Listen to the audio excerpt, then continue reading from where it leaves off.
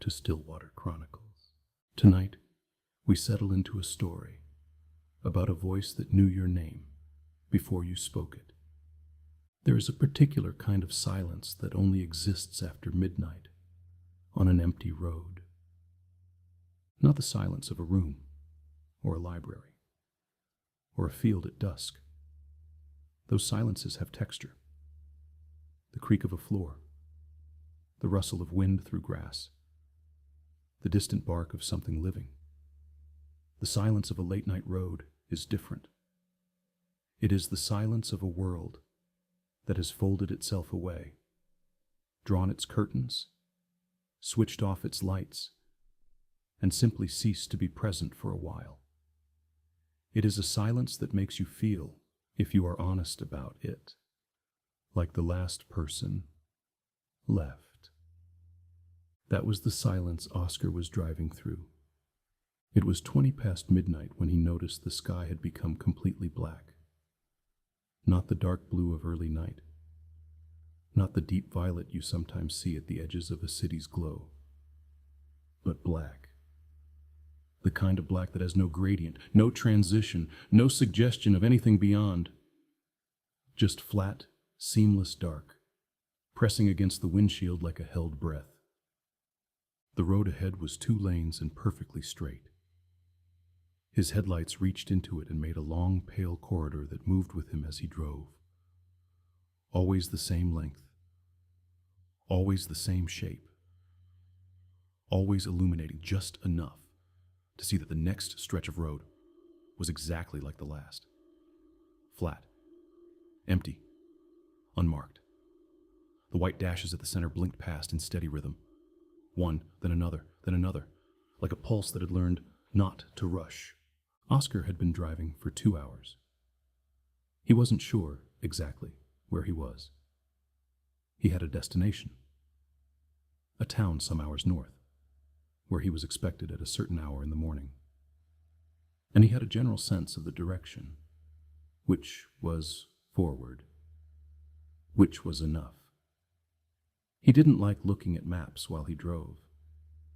He preferred to trust the road. He reached forward and turned on the radio. Static. He adjusted the dial slowly, the way you do when you're not in a hurry, rolling it gently through the frequencies, listening for something to surface. Static. Static. A fragment of something that might have been music. Low and warped. Gone before he could catch it. More static. He kept turning. The static changed pitch and texture as he moved through the dial. Higher, lower, rougher, smoother. Like running a finger along different kinds of fabric. He was almost ready to give up when it arrived. Not music. Not news. Not the brisk cheerfulness of a late-night host filling time between songs.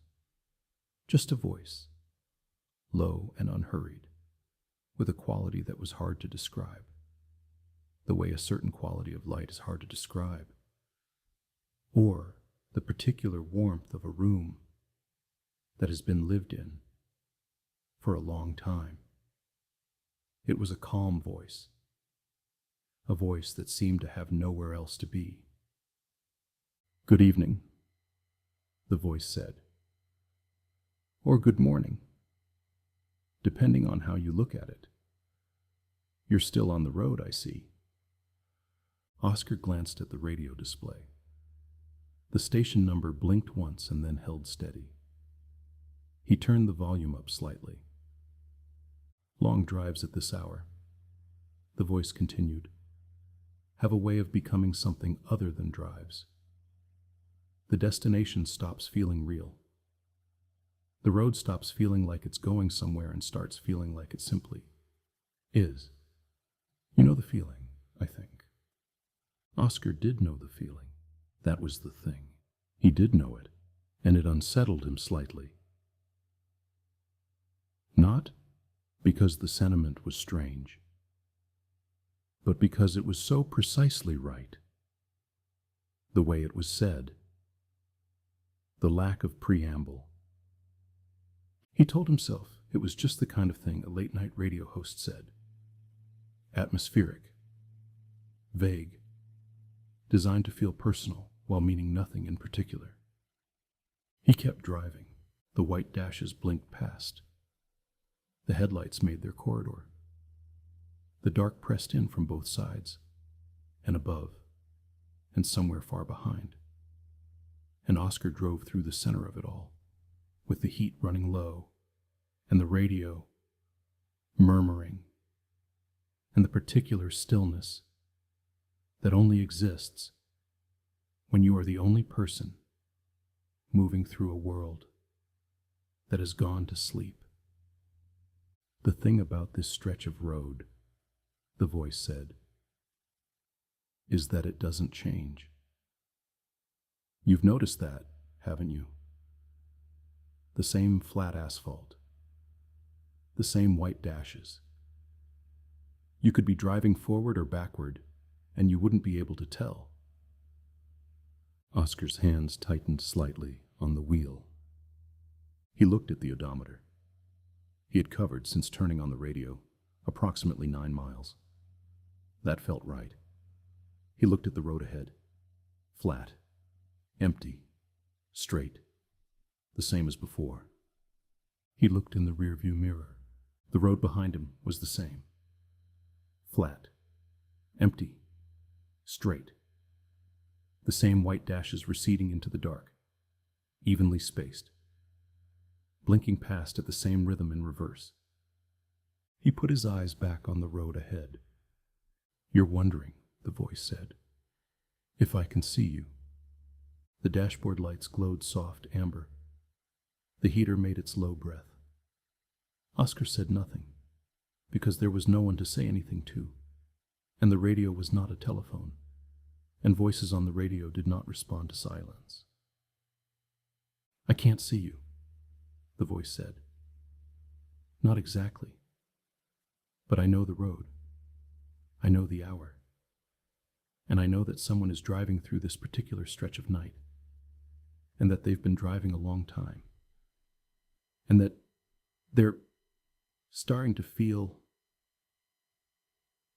not afraid, not quite, but aware. The way you become aware of something in a room that you can't look at directly. Oscar exhaled. The road bent slightly.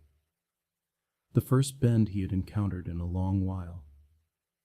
He followed it, and on the other side of the bend the road returned to its straight corridor, and the headlights reached forward again, as if nothing had changed. Oscar, the voice said. He blinked. He told himself he had misheard. He told himself the voice had said something that rhymed, or something that started with the same sound, or something that his tired and slightly out-of-focus mind had assembled into a word it recognized.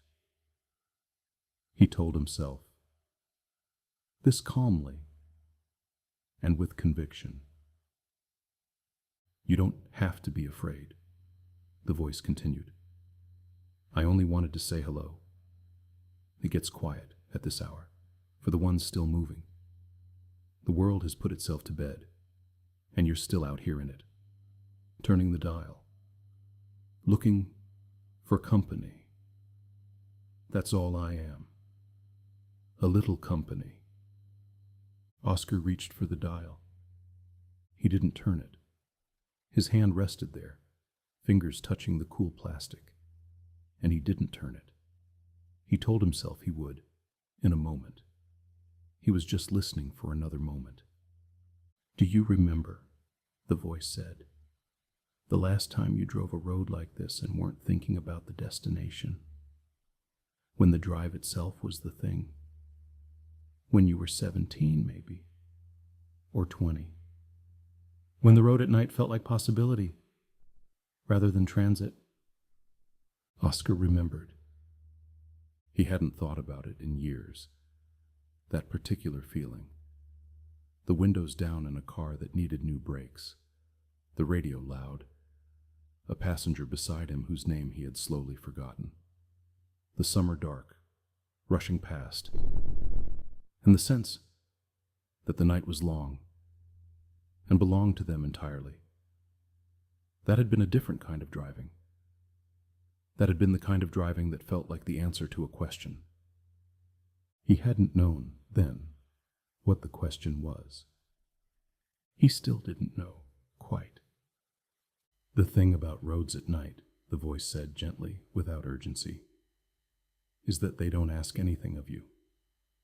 The day asks, your destination asks. The people waiting at the end of the drive ask. But the road itself, the road, at this hour, in this dark, with nothing on either side, and the white dashes just blinking past, the road doesn't ask. It just receives you." Oscar realized, somewhere in the middle of this, that he had stopped watching the road with the active part of his mind, and had begun simply moving through it. The way you move through a sentence you've read enough times to stop parsing the words. He looked at the clock on the dashboard.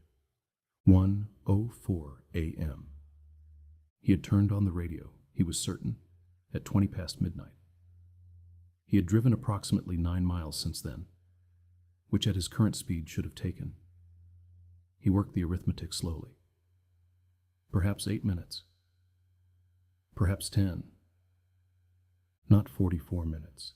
He looked at the odometer again. He looked at the speedometer. He was doing exactly 55. The math did not work. "Time does that," the voice said, as if reading the dashboard over his shoulder. "On certain stretches of road. It's not that time moves differently. It's that you do. You stop moving through time the way you do during the day. Measuring it. Accounting for it. Spending it. You let go of it a little. And it lets go of you." Oscar thought about pulling over. He scanned the sides of the road for a shoulder, a lay-by, somewhere to stop. But there was nothing. The asphalt simply ended in darkness. No verge, no white line at the edge, no indication of where the road stopped and whatever was beyond it began. Just the corridor of his headlights in the dark on either side, featureless and without depth.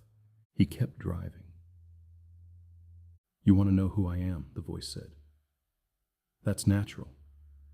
The mind wants categories. The mind wants to file things away. But I'm not sure I'm the kind of thing that files." A pause. The static breathed very softly beneath the voice. Not loud enough to interfere. Just present. Like the sound of a room when no one is speaking. "I'm the station that comes in when there's nothing else. The frequency that opens up when the other ones go to sleep.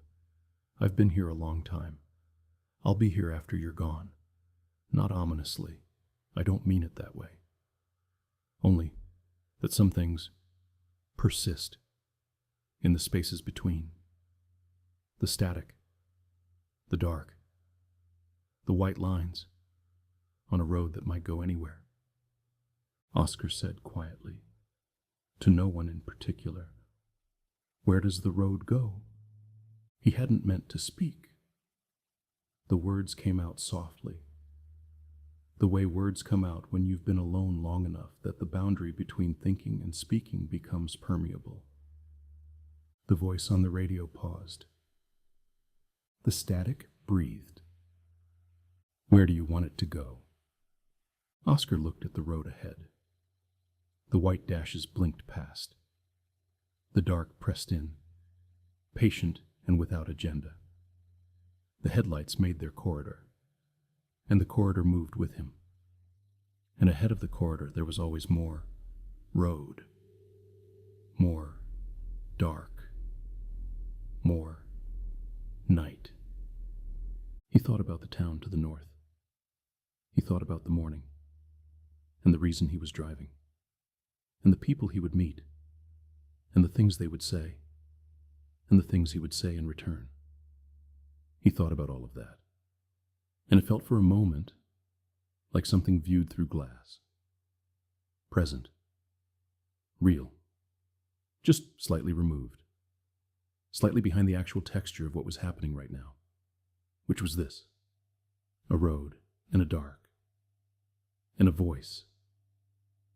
And the quiet fact of being somewhere that was not quite anywhere. "Oscar," the voice said again, and this time he didn't flinch at his name. "Get some rest soon.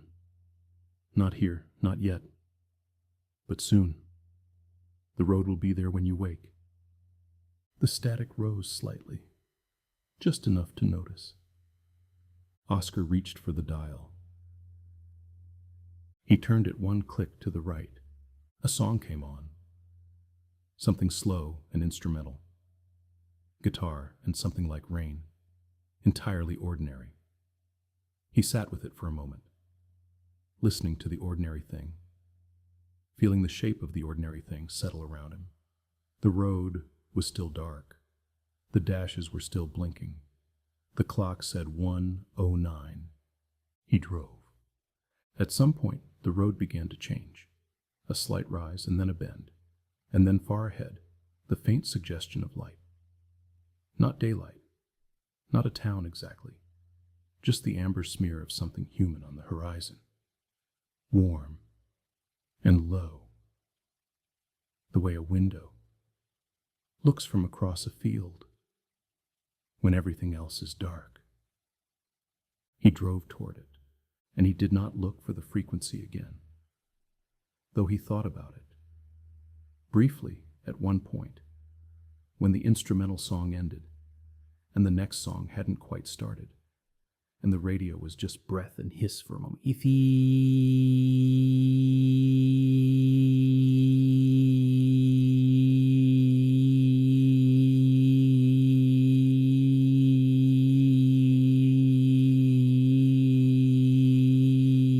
left the dial where it was. But somewhere beneath the music, if you listened very closely, the kind of listening you do in that soft half place between waking and not, you could hear it. Faint. Patient. The quiet presence of a station that had no call sign, no tower, no listed frequency. Just a voice, unhurried, waiting in the space between channels, waiting for the next person still out there in the dark, still driving, still turning the dial, still listening. Thank you for listening to Stillwater Chronicles, where even the darkest roads carry something worth hearing. If this stillness stayed with you, if the hum of the engine and the blink of the white lines settled somewhere deep, then let it remain a little while longer. Some voices, after all, are only found when everything else goes quiet. Rest now. The road will be there when you wake.